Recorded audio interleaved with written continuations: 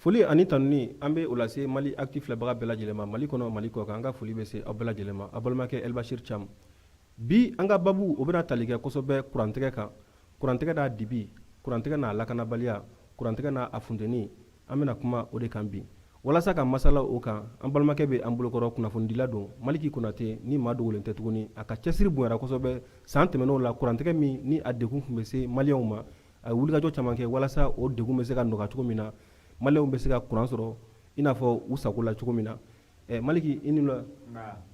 foli ka ɲɔgɔn bolo k'a lase Malaki filɛbagaw ma d'abord an bɛ Malaki baarakɛlaw bɛɛ lajɛlen fo k'e Cham fo ka Régis mɔgɔw fo ka ni maa o maa bɛ baarakɛla k'u bɛɛ lajɛlen fo o tɛmɛnen kɔfɛ ka maliyɛnw fo u bɛ fanw fan bi bi in na an bɛ dugawu kɛ surtout an ka maliyɛn minnu sigilen bɛ Ukraine jamana kan kɔlɔlɔ min bɛ ne bɛ o jamana kan donc Ala k'u kisi ka bɔ kɔlɔlɔ ma amina ani fɛnɛ kɔfɛ an bɛ dugawu dɔ fɛnɛ kɛ an ka cɛdenw ye surtout kɛrɛnkɛrɛnnenya an ka sɔrɔsiw an bɛ sunɔgɔ la su ni tile mais i bɛ taa sɔrɔ olu wulikajɔ sabatilen cogo min na an bɛ se ka lakana kosɛbɛ donc dugawu fɛnɛ k'u ye Ala k'u kisi ka bɔ jugu tɔɔrɔ ma amina rabi minnu fatura ka dugawu kɛ Ala ka hinɛ u la minnu fɛnɛ bɛ k'u joginnen an bɛ dugawu kɛ Ala ka lafiya ko da d'u ma ka Mali diya ka maliyɛnw bɛɛ lajɛlen bɛn kan kelen ma cogo min na Mali bɛ se ka sankɔrɔta sɔrɔ amina rabi ayiwa Maliki Konate septembre 2021 kɔnɔna la i b'a ye k'a fɔ ko miliyari 100 bɔɲɔgɔn o taara ta ka don groupe la ko walasa kurantigɛ min n'a kun kɛlen don ka mɔgɔw sɛgɛn ni aw yɛrɛ ka wulikajɔ bonyana o la kosɛbɛ o groupe nalen kɔnɔna la ministre min sigilen bɛ kuranko kunna n'o ye monsieur le ministre Lamine Traoré a yɛrɛ y'a jira k'a fɔ ko 2022 k'o tɛna kɛ i n'a fɔ 2021 donc a bɛna fɔ maliyɛnw bɛna lafiya sɔrɔ 22 la ka tɛmɛ 21 kan funteni yɛrɛ daminɛbali mɔgɔw ɲɛ b'a la k'a ko kurantigɛw daminɛra e yɛrɛ bɛ se ka o faamuya cogo di bon d'abord ne bɛ fɛ ka mun fɔ an ka segin ka na kɔfɛ dɔɔnin kurantigɛ ko in ma daminɛ nin wagati in na an bɛ se k'a fɔ depuis Frankali ka wagati la an ye wulikajɔw kɛ cogoya min na kurantigɛ ko in n'o ye IBK tile yɛrɛ ye o IBK tile an ye kɛlɛ kɛ Frankali ko la fo ka taa fɔ wagati min na IBK y'o bɔ gouvernement na fo a ka commune na denw yɛrɛ tun wulila wagati dɔ la ko ni courant tigɛra a ka groupe fɛnɛ tɛ wuli kɛra Frankali ka wagati la an ye affiches dilan ka fɛnw kɛ Frankali démission parce que an y'a ye k'a fɔ solution t'a la opposition bɛ kɛ kuma bɛɛ u b'a fɔ k'a bɛ nin kɛ mais i bɛ taa sɔrɔ solution tɛ ka ye courant tigɛ la Frankali bɔlen kɔfɛ an y'a ye k'a fɔ Sambo Wage ale fɛnɛ nana an y'o wulikajɔ k'ale fɛnɛ kɔfɛ o la donc ale fɛnɛ coup d'état kɛra ale taara Seydou Lamine Traoré ale nana an bɛ wagati min na komi sisan a na waati an ye kurantigɛ tun bɛ yen parce que coup d'état kɛra Octobre la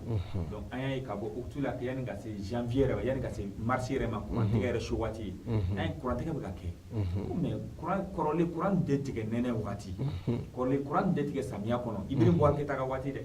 mais tilema wagati kuran tun bɛ tigɛ mais mun de y'a to kurantigɛ bɛ ka na mɔgɔw y'a yira n na k'a fɔ an bɛ situation min na an bɛ situation anormale la parce que coup d'état kɛra donc u nana sɔrɔ jamana bɛ situation dɔw la il faut que jamana ka bila sen kelen kan donc an y'a muɲu ka wagati caman kɛ donc o wagati caman kɛlen ka na se fo kalo 6 ɲɔgɔnna ma an nana don funteni wagati la an ye k'a fɔ kurantigɛ o tɔ juguyara de a tɔ tun bɔra k'a fɔ ni kuran tun tigɛra wagati dɔ la a bɛ na wagati dɔ la a tɔ tun kɛra min ye a bɛ tigɛ a bɛ na a bɛ tigɛ a bɛ na mɔgɔw ka machine bɛ jeni mɔgɔw ka bolofɛnw bɛ jeni mɔgɔw ka musokɔrɔbaw bɛ so kɔnɔ cɛkɔrɔbaw bɛ so kɔnɔ an y'u funankɛninw ye anw bɛ se ka bɔ ka taa fiɲɛ minɛ mais olu min ye maakɔrɔw ye olu tɛ se ka bɔ ka taa fiɲɛ minɛ donc o kɛra sababu ye ka degun bonya maliyɛnw kan maliyɛnw y'u ka nisɔngoya jira bɔlɔlɔ sanfɛla la ka tilankɔ tun k'a ɲini u fɛ ni kurantigɛ bɛ kɛ a ye maaw kunnafoniya hali ni y'a sɔrɔ o yɔrɔ la u ye baara dɔ ko o yɔrɔ la hali ni y'a sɔrɔ kuma dɔ la communiqué tɛ respecté nka u ye o kumakan in mɛn ka to ka maaw kunnafoniya sini nin wagati in na ka taa nin wagati in na kuran bɛ tigɛ nin yɔrɔ in na nin yɔrɔ in na u y'o fara o bolo kan u y'o yɔrɔ ta en compte hali ni bɛ segin a kan hali ni y'a sɔrɔ k'a fɔ o communiqué in na kuma dɔ la a sen jɛlen tɛ u b'a fɔ ko kuran tɛ tigɛ nin commune na i b'a ye kuran bɛ taa tigɛ o commune na ko kuran bɛ tigɛ commune min na i b'a ye kuran tɛ tigɛ o commune na wa heure tɛ respecté donc an bɔr'o la sa an yɛrɛ ɲɛ b'a la n kɔ tuguni ko groupe nana an y'o kɛlɛ kɛ o san wagati u ye taara n'an ye k'a fɔ groupe dɔw de jenina bon an ko k'a fɔ k'o ye dɔnkili ye dɔnkili min tun bɛ fɔ an ɲɛna kuma bɛɛ san o san a bɛ fɔ an ɲɛna ko groupe jenina san o san a bɛ fɔ an ɲɛna ko nin kɛra nka yala a wagati yanni a wagati ka se labɛn jumɛn de sabatira cogoya min na maliyɛnw bɛ se ka kisi ka bɔ kurantigɛ ma parce que anw bɛ kuran de sara bi bi in na prépayé de bɛ maa caman bolo a kɔni tɛ di fu la minɛ i bɛ kuran sara en avance de bon o fana bɛɛ ka bɔ yen compteur bɛ minnu fɛ yen fɔlɔ-fɔlɔ tun bɛ se ka kalo 3 kalo 4 kalo 6 kɛ kɛ i t'a sara sisan ni maaw ma ye kalo 2 da ɲɔgɔn kan o t'i ka courant tigɛ kɔrɔ b'a jira maaw bɛ courant sara en même temps courant sara yɔrɔ mɔgɔw bɛ taa ran de jɔ malgré que i bɛ taa wari sara mais i bɛ taa ran de jɔ tuma dɔ la yɛrɛ fo connexion yɛrɛ tɛ pour que ka wari sara mais o bɛɛ n'a ta courant bɛ tigɛ an ko c'est pas normal ni minnu tɛ courant sara a ka tigɛ olu la minnu b'a sara a ka d'olu ma hali ni courant tɛ bɔli kɛ a ka d'olu ma olu bɛ fɛn en même temps ka politique bila en place politique bɛ se ka kɛ bibi in na Mali kɔnɔ ni courant hakɛya de bɛ yen a bɛ se ka du joli servi parce que u y'o de fɛnɛ fɔ ko techniquement courant hakɛya min bɛ Mali bolo ani compteur hakɛya min bɛ yen ani maadamu bɛ courant utiliser a ka ca courant hakɛya ma donc u k'a essayer ka politique dɔ bila en place ka taa n'a ye dɔɔni dɔɔni ka maaw la sensibiliser ka maaw la faamuya o la o ka fisa olu ka ni maa min ye demande kɛ ka taa installer a tigi fɛ yen alors que a tigi mago bɛ courant na 24 heures sur 24 donc o tigilamɔgɔ t'o sɔrɔ donc degun y'o ye u yi nana ko tuguni ko miliyari 100 bɔra ko ka taa groupe san an y'a waati a kumaw kɛra dɔw yɛrɛ y'anw dɔgɔya bɔlɔlɔ sanfɛ dunun ni balaw yɛrɛ bɛɛ taara o groupe sanni ko la dɔw y'an dɔgɔya bɔlɔlɔ sanfɛ k'a fɔ an ɲɛna ko bon voilà anw ka bɔli kɔ tun tɛ anw ta tun tɛ ko courant tigɛ ko nka anw bɛ ministre de kɔ an k'o tigilamɔgɔ ma a fɔra an ma Frankali ka waati k'an bɛ ministre de kɔ Frankali taara an tɛ ka Frankali tɔgɔ fɔ Samu Wage a fɔra an ma k'an bɛ Samu Wage de kɔ k'an ta tɛ courant ko ye o taara an t'o tɔgɔ fɔ ni mun fɛnɛ nana o fɛnɛ kelen fɔra an ma je crois que hali ni nin fɛnɛ taara ni maa wɛrɛ nana ni courant tigɛ kelen kɛra kuma kelen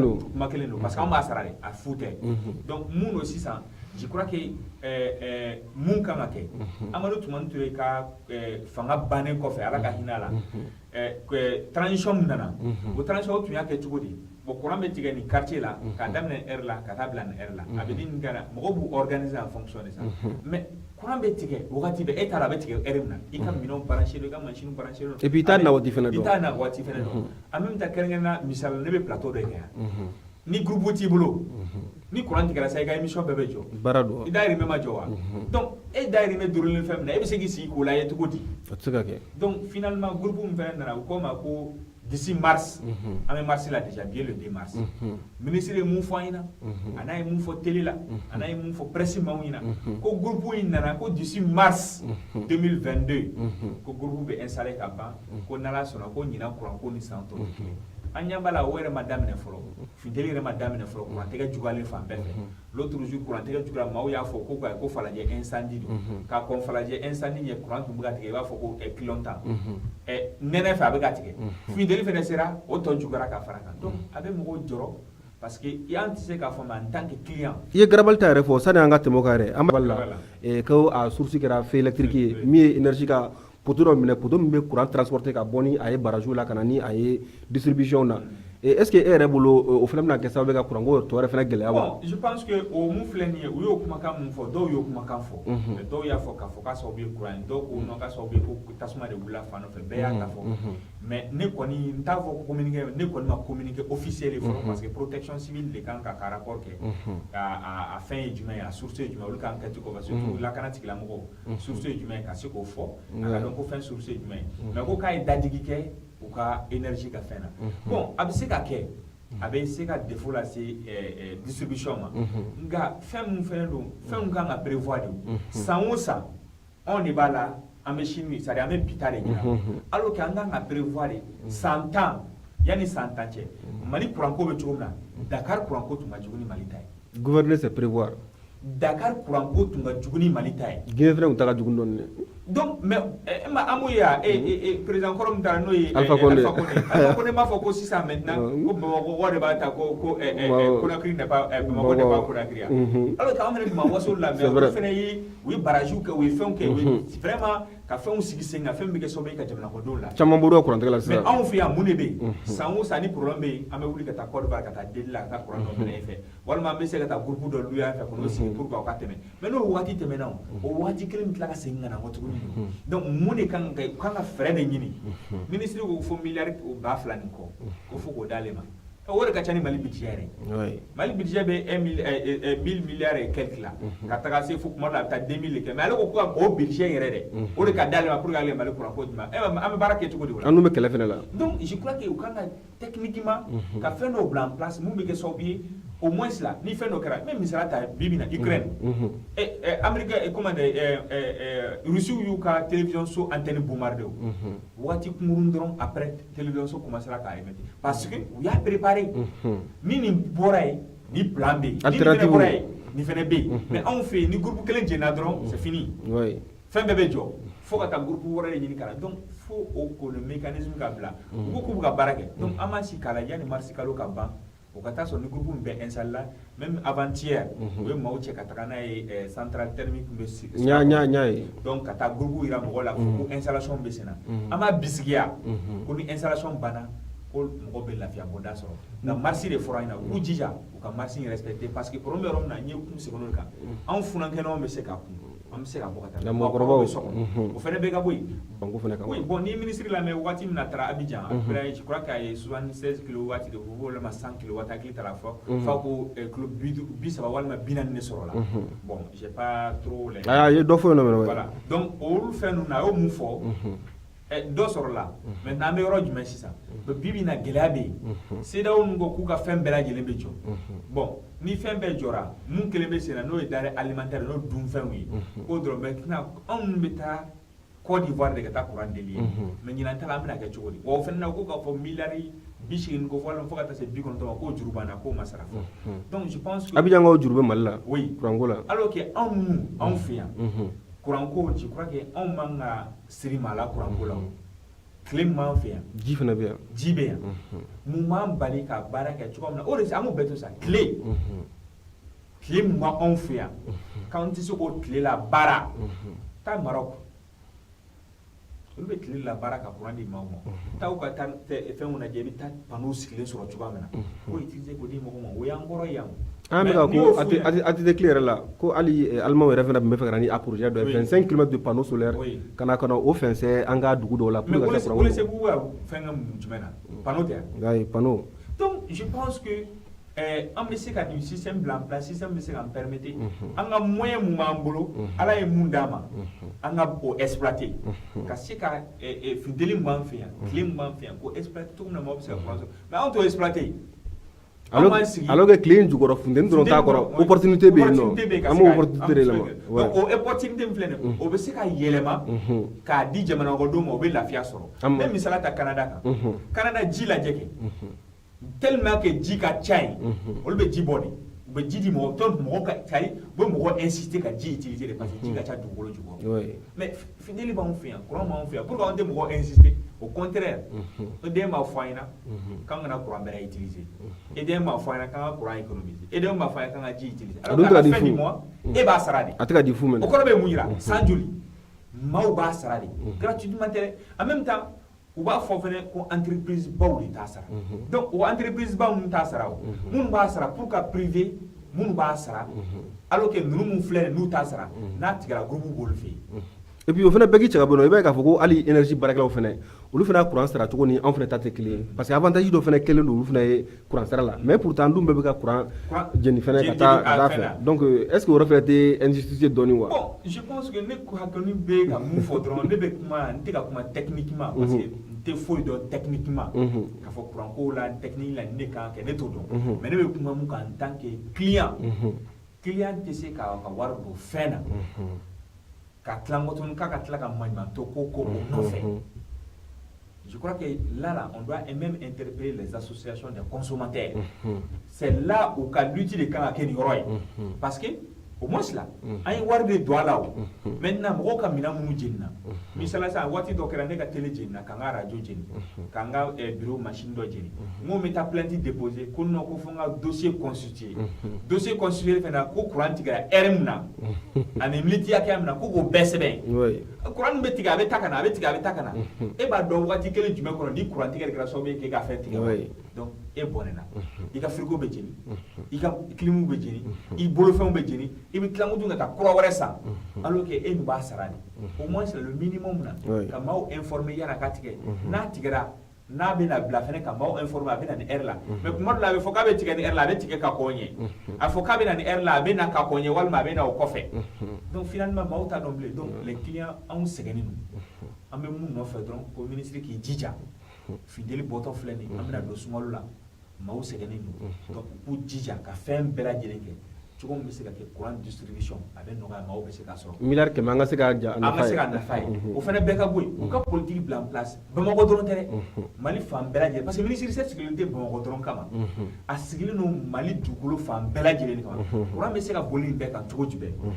village dɔw ye groupe ta ka taga u b'a fɔ ko Anazer ou bien Anadem u bɛ je crois que Anadem ou Amader u bɛ village dɔw la mais mun de bɛ se k'a to gouvernement bɛ se ka politique bila en place politique mun na au moins u bɛ se ka village bɛɛ lajɛlen i n'a fɔ Alifa y'a kɛ cogo min na chaque village une école mais pour que o tɛ se ka kɛ chaque village aussi EDM ka se ka taa installer donc ça permettait n'o fana jamana ka sɔrɔ sira de parce que fu tɛ bi bi in na an bɛ kule la ko an kɛsi videlen don mais alors que sɔrɔ sira bɛ fan dɔ fɛ donc u k'a essayer ka politique bila en place cogo min na maliyɛnw bɛ se ka courant sɔrɔ k'u to fan bɛɛ la parce que bi bi in na courant c'est indispensable baara de gulonnen don a la baara gulonnen don adamadenya yɛrɛ gulonnen don a la adamadenya gulonnen courant de la n'i ko k'i bɛ connexion courant de don banque la courant de don administration na hali olu b'u ka bureau kɔnɔ ordinateur bɛ courant de b'a la donc ni courant yɛrɛ tɛ baara yɛrɛ fɛn bɛɛ gulonnen bɛ an bɛ don min na bi courant de la donc ni courant tɛ yen maaw bɛ se ka baara kɛ cogo a bɛ gɛlɛya donc n'a fɔra k'e k'i sigi bureau la de 8h jusqu'à 15h courant tɛ e ka bureau la donc c'est comme e ka tile journée baara bɛɛ tiɲɛnen don i bɛ sigi de ka courant kɔnɔ les gens passent toute la journée comme ça u bɛ sigi sɔgɔma fo wula fɛ u bɛ taa so ka ɲɔgɔn ɲɛda n'a ye bureau kɔnɔ ka to ka fifala ta ka fifali kɛ après a bɛ segin ka taa so o tile journée baara perdue e wa jamana bɛ perdu o baarakɛyɔrɔ mɔgɔ bɛ perdu wa n'an m'an kunnaja n'o entreprise binna n'a taara faillite la don min na emploi fana bɛ taa chômage la courant ko yɔrɔ tɛ ye o yɔrɔ la courant ko yɔrɔ tɛ ye o yɔrɔ la donc finalement il faut que vraiment qu'il trouve une solution cogo min na courant ko bɛ se ka nɔgɔya ayiwa an ka baro bɛ ka i sɛnsɛn ka se a kuncɛyɔrɔ la an kɔni bɛ se ka min fana fɔ ka da kan o de ye k'a fɔ ko kurantigɛ tiɲɛ don